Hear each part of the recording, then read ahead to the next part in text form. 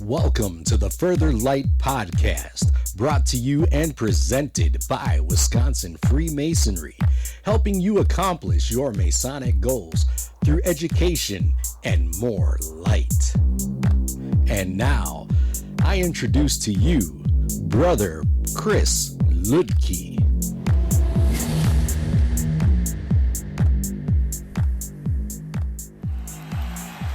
This is Brother Chris Ludke, and today I want to explore Masonry under the Reich, Part 3, The Craft Occupied. Yes, we're into Part 3 of the series, looking at Masonry under the Reich, breaking all of the rules of the Further Light podcast. Because whereas every other episode is 15 minutes, occasionally 30 minutes if needed, I blew that out of the water with the last episode on slightly over an hour. Sometimes these things happen. History's complicated. History's very muddy. And in this case, we're looking at Masonry under the Reich during the war, so roughly 1939 through 45. And this was supposed to be a single episode. But, as has happened throughout this series, it got split.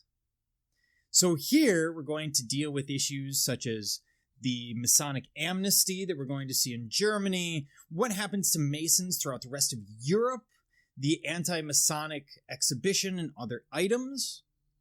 And then the next episode, part 4, will be Masonry in the camps, looking at the Masonic experience in POW camps as well as in general political prisoner camps, night and fog camps, but we'll get to that. And as we move through this, a couple of things that I want to address. First of all, yes, I'm taking a lot of my inspiration for this from Dan Carlin's Hardcore History, although I'm not doing a 4-hour episode. Close, I probably could. But he's a fantastic public-facing historian, great social historian, so absolutely I want to use that. And then I'm using material that I've picked up from Dr. Irene Gunther, one of my professors at Marquette in my master's program. She was an absolute expert on people in the Nazi era, how people felt about things, what was the day-to-day experience. And of course, I've had a lot of brothers I've spoken to throughout. I've got brothers who help with the podcast, brothers who I generally consult when I come across things. So there's been a lot of inspiration here. But war is chaotic. It leads to some odd choices, depending on your perspective. And remember, perspective changes. Historically, perspective changes. Of course, looking back, we have 20/20 vision. You've heard that a lot. Hindsight is 20/20. But when you're there, when there's a Gestapo agent at your door or the threat of someone coming to your door, you're going to make certain decisions. Now, that's not to say that there aren't a number of Masons in Germany at the time who are going to actively support the Nazis. Just like you see people today actively supporting different political parties. It's really no different. And at the time, throughout the Weimar Republic, from World War I all the way up to 39, really up to 33, we had seen that swing back and forth between the extreme left, the communists, the Bolsheviks, the extreme right, the authoritarians, eventually the fascists. And so to the German people in the election, the Nazis were the lesser of several evils. They said they would bring peace.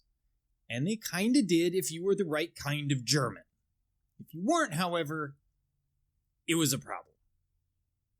Now today we are dealing with a number of things: the amnesty, Masonry Unconquered Europe, and the anti-Masonic exhibitions. I'm going to be taking a thematic approach in this episode, so we're not doing chronological order. I did that in the last episode because so much was going on and so much was building on other things that we kind of needed to do that. I see no problem in swapping back and forth between organizational schemes when needed. Ultimately, I want clarity to be the overarching factor here, not some wonderful artistic or aesthetic choice when it comes to history. And my sources are very similar. So we're dealing with Bennett and his thesis. We're dealing with Thomas and his dissertation, Brother Allen, Stalag Masons, the U.S. Holocaust Museum, The Reich at War by Sir Richard Evans, The Berlin Diary by William Shirer. And we're going to start getting into Gilles MacDonald, who's looking at After the Reich, the denazification. That's going to start sneaking in. And we're going to see some other ideas coming in. Mueller on trauma and memory and how that all works. And others who are going to come up, but these are the main sources that I'm using. And let me point out what's happening in World War II. Enter stage, September 1, 1939. The Germans will invade Poland. Shortly thereafter, the Russians will go ahead and invade the other half. The Germans and the Russians sign a non-aggression pact that isn't worth the paper it's printed on, and it lasts less than 18 months. Maybe less than 24 months. If you are German, you've been through these situations where they have drives for specific materials, because Germany is a small country. Not a big population compared to all of the allies against them. And so when we look at Germany, they're already suffering hardship in 39 and 40. They're already giving things up. They're rationing because they need more U-boats. They need more aircraft. Because as soon as war starts, you start burning through materials. And you can't just pick up an aircraft in the field where it's crashed, recycle it into another Me-109. It doesn't work that way. And so things are already tough. Add to that the German experience in World War II, which is 20 years before, and that's important. The reason World War II can't happen until 1939 is Germany doesn't have the population. In 1918, as I've touched on, depending on whose numbers you read, between 20 and 40% of the entire male population is a casualty of war.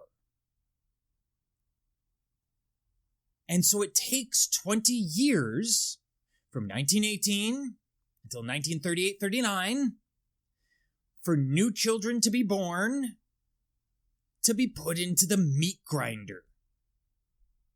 The meat grinder that is war. And one other thing to keep in mind, World War II, unlike World War I, is not soldier on soldier, it is soldier on civilian. Sure, 26 million, whoever you read, whoever you listen to, soldiers die in World War II, but well over 50 million civilians die. You have the advent of firebombing, you have the advent of aerial bombardment, you have all sorts of things going on. So with all that in mind, let's get into Masonry under the Reich, Part 3, The Craft Occupied. We're going to start with the amnesty. The lodges, such as they were left with no alternative but to close. Of course, they had done this years before. However, while the party rejected Freemasonry as an organization, the door was still open to individuals. And this is a strange situation that the Freemasons find themselves in. Because unlike the Jews or the Gypsies or the physically disabled or so many other groups where you couldn't walk away from that, you could theoretically walk away from Freemasonry. It was an optional group, whereas you were born Jewish from the German perspective. So they find themselves in very difficult territory, the Germans in this case. The new problem, at least for the party, was striking the right balance between ideological purity and practical necessity, letting Freemasons work with the regime without appearing to sacrifice party integrity. While the Freemasons maintained that name changes and reorganization was done in the name of genuine nationalist support, the regime remained understandably skeptical.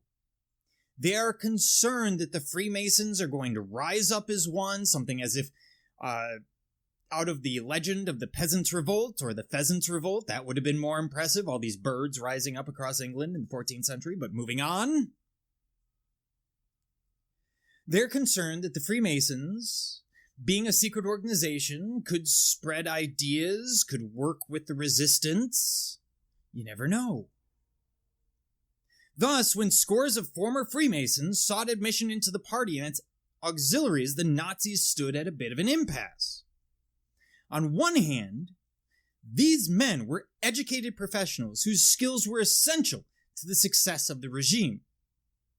On the other hand, these men belonged to an organization that, according to the party, fostered internationalism and was manipulated by the Jews. You see the problem. Most former lodge members seeking entrance had most likely joined Freemasonry in the first place, according to Thomas, for social and professional reasons.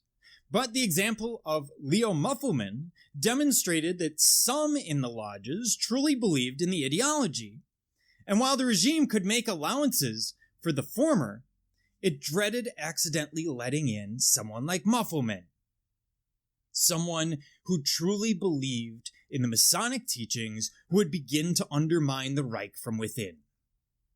For example, the SD had a letter from the former Totenkampf and Phoenix Lodge to one of its members, stating, quote, "We have gathered here in new form, but in old spirit. We have closed down, but at the same time, we haven't." This letter continued to explain how words and terms may have changed, but the laws and principles behind the terms remained. Such correspondence had led to the rejection of the Christian orders and the dissolution of Freemasonry. But while the regime had given its final answer to the lodges as an institution, the matter of individual Masons posed a different problem. If they ban all former Freemasons, that would seem to be a foolish decision. Because Germany lacks manpower, they need educated men, they need capable men. Here's a whole group that you're eliminating.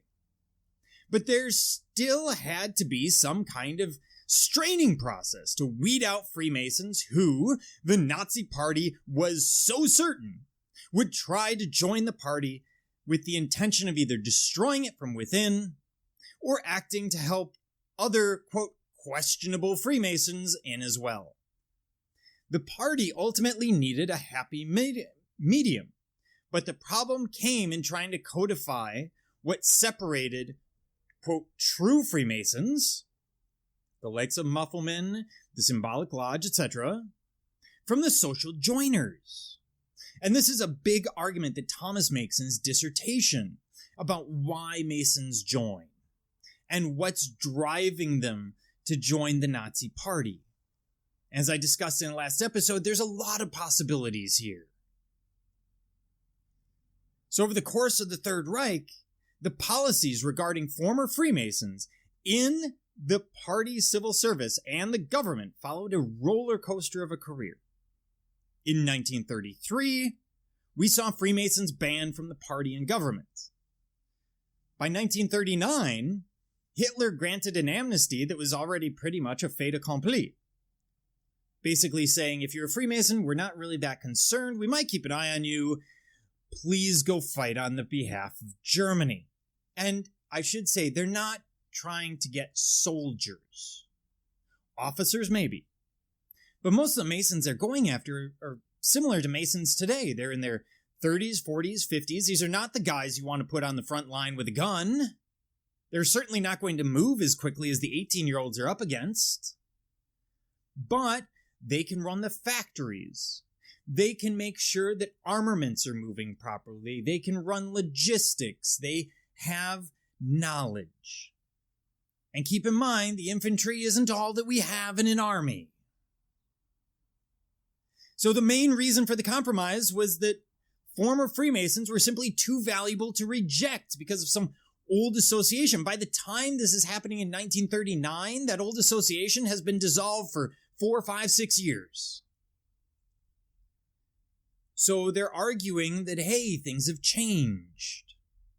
Even the SS acknowledged several times that the policy of removing Freemasons was not only impractical, but also arguably unnecessary. Furthermore, Freemasons have been pushed for years to work with the party, regardless of the fate of the lodges and the Christian orders. Given the socioeconomic position of these men, it makes sense. If you're some of the most skilled, you're the lawyers, you're the doctors, you're the first people the party wants in. So there's pressure from family, whether they're actually applying it or not, or you're applying it to yourself to survive. There's pressure from the party to come and join them because you have valuable skills. You have all these different pressures going on. You want to be a good German. So what are you going to do? With the threat of war looming at the beginning of 1939, the RSHA office in charge of Freemasonry reported, quote, "Many Freemasons are worried that in case of war, all Freemasons will be put into camps to halt their corruptive influence." And that's a very reasonable concern. After all, they've seen all these other people put into the camps. Many of them went to the camps for periods of time. Let's not forget Mufflemen and members of the Scottish Rite, members of other Grand Lodges. The Reich Security Main Office, or RSHA, was an organization subordinate to Heinrich Himmler in his dual capacity as chief of German police and the head of the Nazi Party's SS. The organization's stated duty was to fight all enemies of the Reich, inside and outside the borders of Germany, which would have included the Freemasons. They fear that they won't be able to show their patriotism and point out that many former communists and center folk being people like Social Democrats, etc., now proudly wear the party badge. And of course, when you're surrounded by people, you see your people lose, and you're surrounded by people who are victorious. You're surrounded by people who are what they would have seen at the time, maybe, as they're on the right side of history. You're going to be pushed towards that idea of changing allegiances. But at the same time, whereas these former communists and centerfolk could join the party, the majority of Freemasons were not permitted the same opportunity. By looking at the way in which the party tried to decide where to draw the line, we can see the party's struggle. At first, all Freemasons are banned. But then men like Walter Buch, head of the Supreme Party Court, that People's Court that we've talked about dealing with moral issues within the party, argued that a blanket policy was excessive, suggesting instead separating Old Prussian from humanitarian. When we look at a letter from another gentleman, Grand Master of Masons in Hamburg, and he will send a personal letter to Hitler applauding his efforts and claiming that many of the men of his lodge at the time were sympathetic to the Nazi cause. This is all happening in August of 31, but Broz, this old Grand Master, writes a letter showing that there were Nazi-minded men in the humanitarian lodges, and division by branch was insufficient. You couldn't say, well, we'll accept the Prussian brothers, but not the humanitarian brothers. Next, the line is drawn according to when someone left the lodge, arguing that those that left before the seizure of power did so honestly, while those who did so afterwards were hurriedly trying to put as much distance between them and the lodge as possible, knowing what the Nazis thought of Freemasonry. In 1935, the party added the restriction limiting exceptions to those of the third degree or lower. Again, this misunderstanding of the degree system in Freemasonry, this idea that if you go to Scottish Rite, somehow you're a more powerful Mason, you're a better Mason, or something along those lines. And of course, we know that's not exactly the case. Finally, Hitler will declare an amnesty in 1938. And again, like all of these issues, it's a muddy issue. There's really a single date. There are a number of different amnesties that come out. At every step along the way, we see exceptions permitted, accompanied with each new policy paving the way for the next policy shift. With little restrictions remained, what little restrictions remained, in other words, brothers who are barred from office, for example, were enforced so sporadically that enforcement isn't even really a functional word in this case. Those in charge of carrying out the policy recognize the value of keeping the men, even if they have belonged to a Masonic lodge, and either refuse to carry out the order or campaign vigorously to keep the man in his office, because many of these men were chosen as Masons or became Masons for a reason. They were probably well-known politicians, civil servants, etc., doctors, lawyers, as we've said. And these are not the kind of men that we want to push out. And so they constantly make exceptions. And of course, the Masons have social connections to many of these people, so they can draw on that. Hey, I happen to know your brother. Let's talk. So the amnesty is very interesting. It only happens in Germany. It doesn't happen in the rest of Europe. But does happen, allowing the Masons to take part on the National Socialist side in the war. Now, I should say, not every Mason will collaborate with the Nazis, but at the same time, if they're anything like the rest of the German population, a great many of them will join the Nazi Party really as an act of survival, more than as an act of belief. That being said, there would have been plenty of Masons who believed in the National Socialist ideals. The vision that they had for the world. They would have sat there and gone, look, they fixed the economy after the Great Depression. They're making German people proud of who they are, which we haven't been since World War I. They're doing these things that are arguably very positive. So maybe we join. Maybe it's survival. Maybe it's a belief in parts of the ideology. It's complicated. It's muddy. And that's why I'm taking so much time with it. Because to avoid that is to do the German Freemasons an injustice. So let's look at Masonry at war in Europe. What's going on in the European theater? By the way, I could do this with the Pacific theater as well, but it wouldn't make a lot of sense when we're dealing with the Reich. That will probably be another episode down the line. And when I say one episode, I probably mean 8 or whatever ridiculous number I come up with. So as the Germans conquer Europe, they forcibly dissolve Masonic organizations and confiscated their assets and documents wherever they establish an occupation regime. The first thing they do in any area that they take over is find the Masonic lodges, take the records, and those go to an archive. And then you had better believe they're visiting those brothers. Some of these lodges will burn the materials. Unfortunately, the Grand Lodges don't always follow up. Which means, while the local lodge may have burned the material, the Grand Lodge may still have it, and other officers working on behalf of the Grand Lodge might have access to parts or all of the material. They can piece this all together. After a lodge is closed, it's going to be ransacked, looking for membership lists, important library and archival items. There's going to be an intellectual war against the Masons I'll touch on later.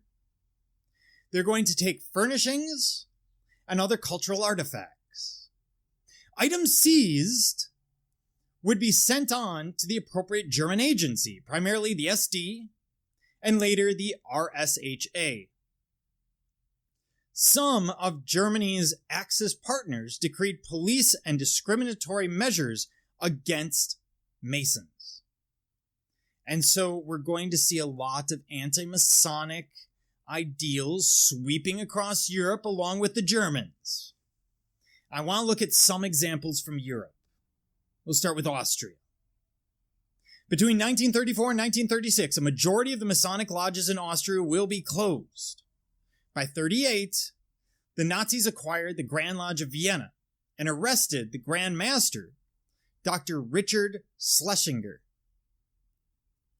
He will die shortly after arrest from the harsh treatment he receives at the hands of his captors. Remember, Grand Masters at the time are not young men. It's no different than today.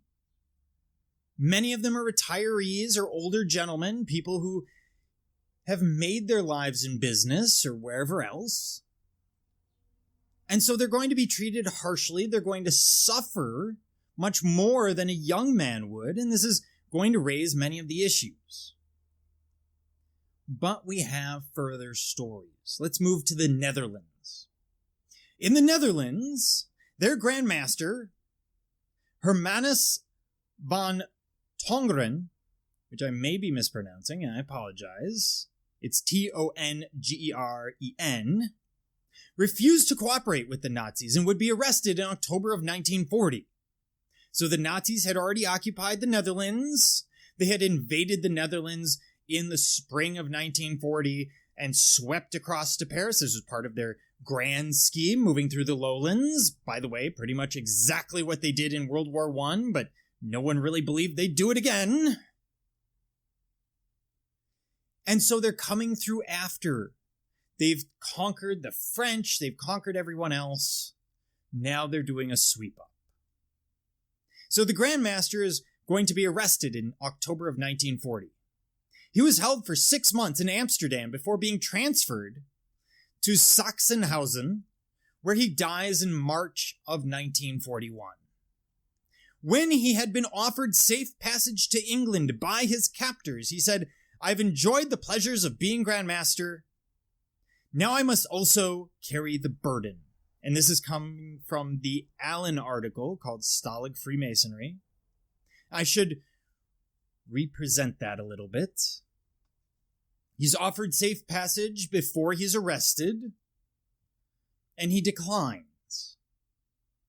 In 1939, Masonic membership in the Netherlands will exceed 6,000. By 1945, we're only aware of 2,000 Masons left alive. 2/3 will be killed. When you get outside of Germany, the Masons don't have the time to chase after amnesties and negotiate and come from a position of power. They're not in a position of power. They're being occupied. And so the Germans will imprison them. They'll send them to slave camps.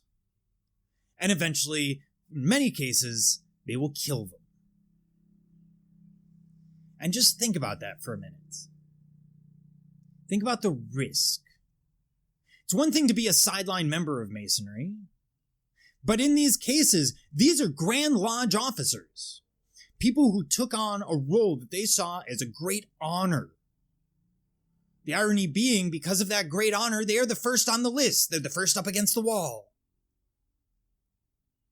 And so they are in a dangerous position. As I said, in some cases, they try and burn records and destroy archives, but sometimes it doesn't work. Especially in the age of paper archives, things exist all over the place.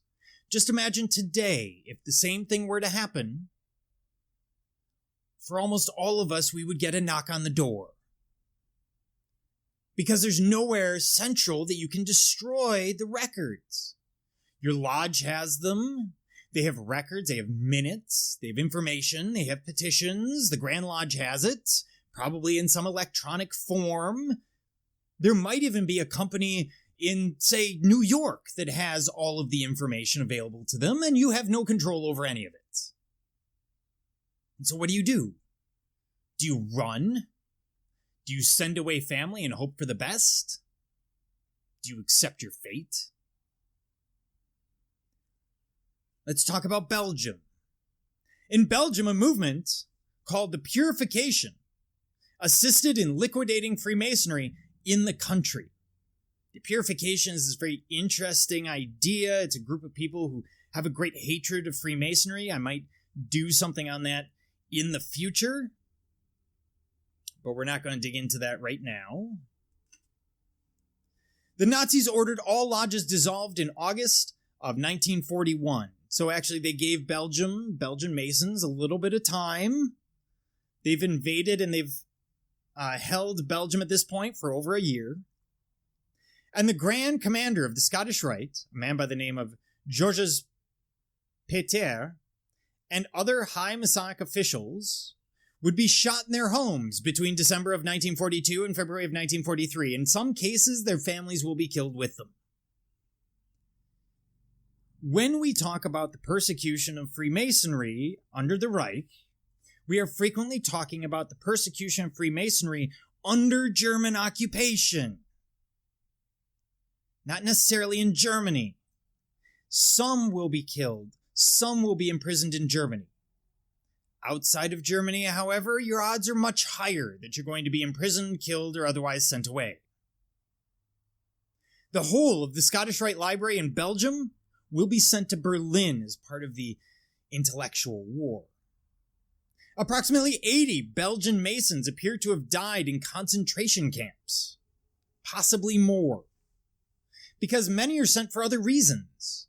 Maybe they're political prisoners, which is never a good thing to be if you're up against the Nazis.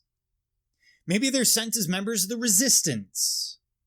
Maybe they're sent for publishing materials that are inappropriate from a Nazi worldview. So there's a lot of reasons people are sent, and it's not always obvious that they are Freemasons. We're going to get to that a little bit later in the camps in the next episode. France is a whole different ball of wax. In August of 1940, the Vichy French regime, now the Vichy French government is basically the collaborating government.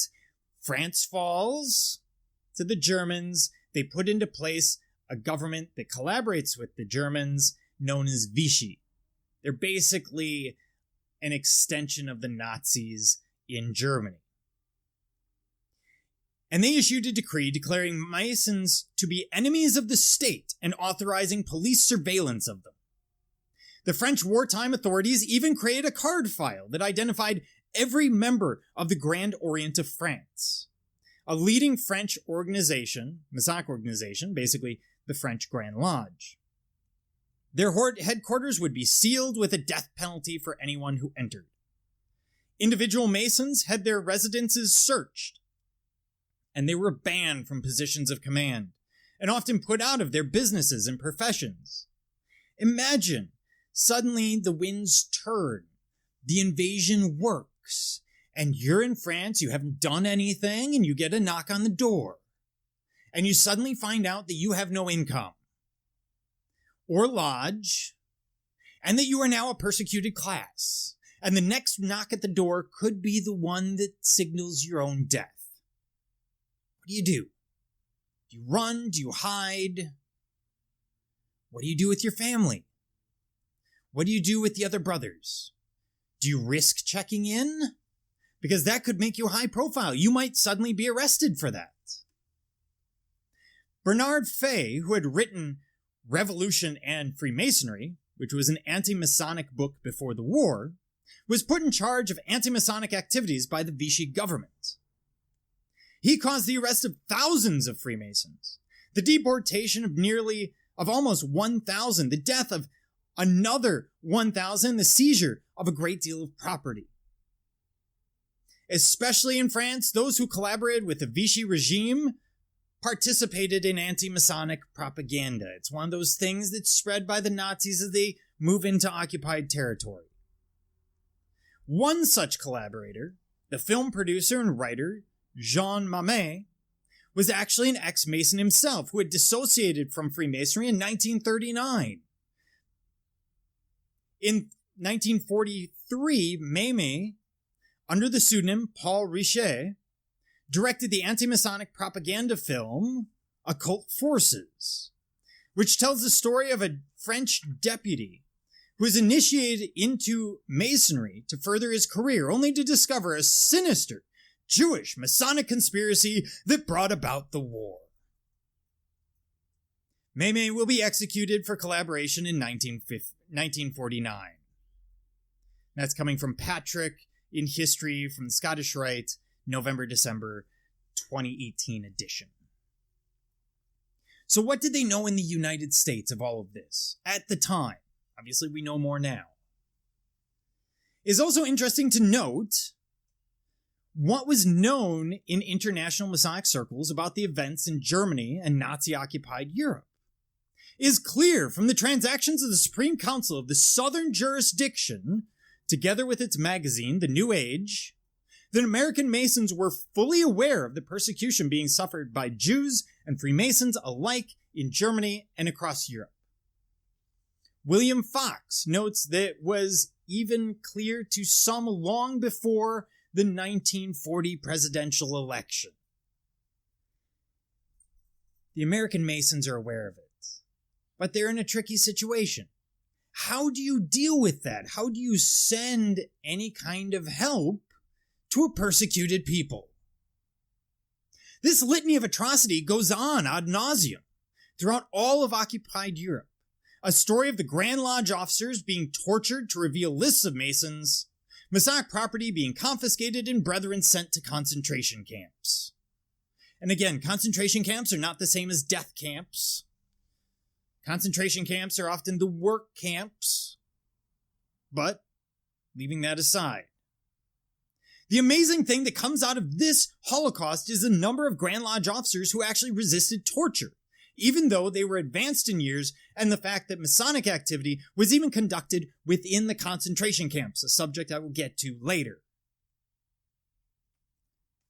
And it's not just Grand Lodge. Those are the ones we tend to hear about. Those are the ones they tend to write about. But there were plenty of worshipful masters and secretaries who were out there risking their lives to destroy records, to keep things away from the Nazis, to try and hide membership of their lodges. This is the part of the history where you should feel proud. Nor did the anti-Masonic fervor diminish during the war. When a German field marshal by the name of Paulus surrenders to the Soviet Union in 1943, he is denounced as being a high-grade Freemason, despite the prohibition on Masons being in the armed forces. They use it as an excuse. Oh, this very important person was captured. It's got to be because he was a Mason. Can't be because there was a problem with a Nazi. So let's talk about the intellectual war. In 1940, a man by the name of Alfred Rosenberg will be made head of literally the high school, this German phrase referring to a college, the Center of National Socialist Ideological and Educational Research, out of which we see the Einsatzstab Reich Slettler Rosenberg, I will refer to this as the ERR, task force, will develop for the purpose of looting art and cultural goods, including Masonic artifacts. A letter to Rosenberg in 1940 recounts the confiscation in the Netherlands of 470 crates worth of material, including hundreds of thousands of Masonic books.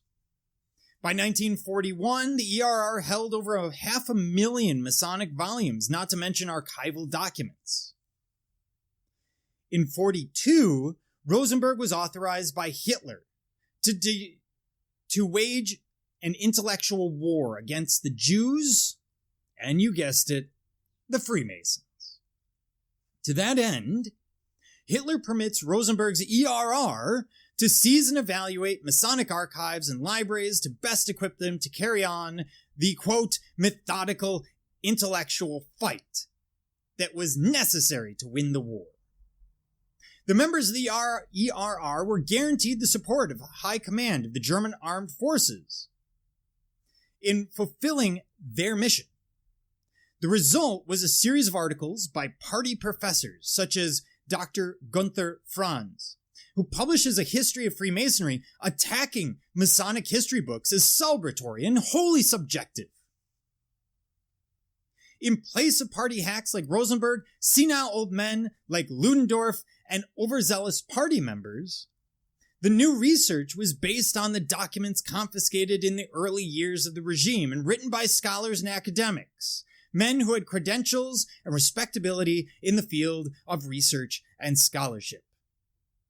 As a result, Freemasonry becomes the entire field of academic study in Germany. It's kind of ironic that the Germans are trying to kill this group and yet draw people in to study it. It's very interesting. Beginning in the late 1930s and continuing till the war's end, Nazi scholars published papers, attended conferences, held symposia, and held lectures on the history and influence of Freemasonry in Europe and the world. They're coming up with the academic ideas that will then be used as propaganda later on. The RSH Section 7 Research and Analysis held its own conference on the Freemason question in 1942. Knowing this to be the eventual outcome, lodges often hid, shipped out of Europe, or in many cases burned materials. In the latter case, they destroyed documents naming members, typically not furniture and books. And so they had these options. Knowing what's happening as this sort of back line of the Germans pass in on their intellectual crusade and taking out all of the members of groups that they don't allow, they don't accept, the lodges would have a choice. You could bury or hide the material. You could ship it out of Europe, or at least beyond the range of the Nazis. Or in many cases, you burn it.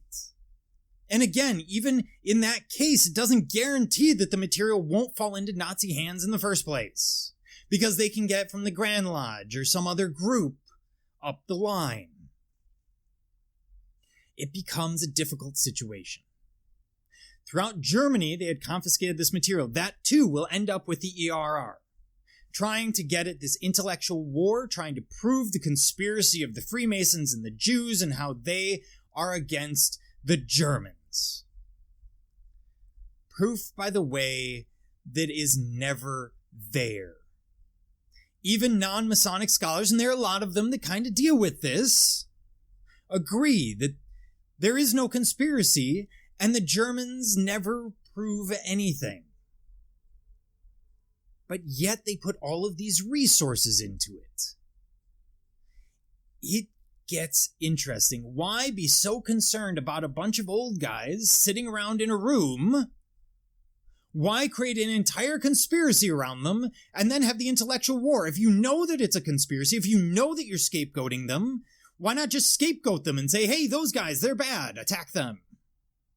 Why go to all this trouble? What is it about Freemasons? So this also brings to mind the anti-Masonic exhibitions and propaganda that we see starting in 1940 and 41. As part of their propaganda campaign against Freemasonry, the Nazis and other local right-wing organizations mounted anti-Masonic exhibitions throughout occupied Europe. These displays intended to demonstrate the secrets of Freemasonry. And this is an idea that actually predates the Reich. In 1927, General Erich Ludendorff publishes The Destruction of Freemasonry through the Exposure of Its Secrets. He had been chief of the German Army General Staff during World War I, and although he never joins the party, had participated in the Nazi beer hall Punch in Munich in 1923. It's an attempted coup by Hitler. It fails, he goes to jail, he writes Mein Kampf, you know the rest. In his book, Ludendorff claimed insider knowledge of rituals and beliefs in Freemasonry, and advocated the spreading of such to the general public in order to demonstrate how detrimental to the culture Masons were.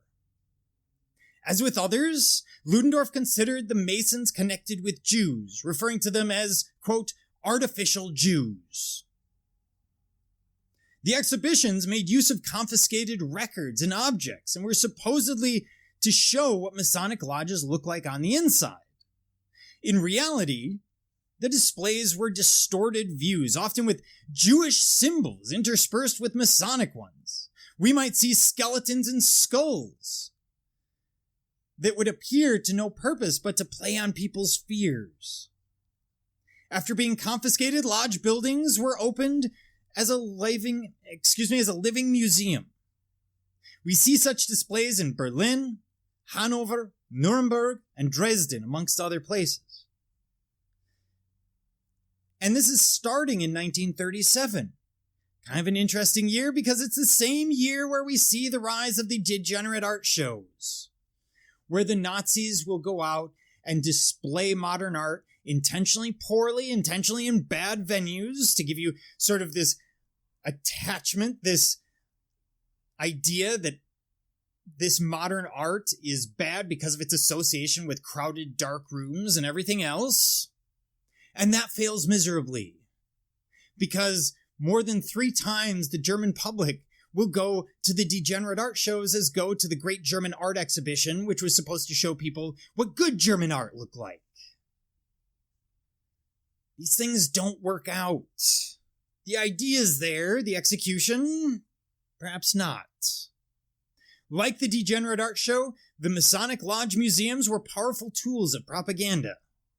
They allowed the regime to display genuine Masonic artifacts with the skillful twist of the propaganda ministry, creating a powerful image, one with just enough truth to seem real, but altered just enough to create doubt and serve the aims of the party.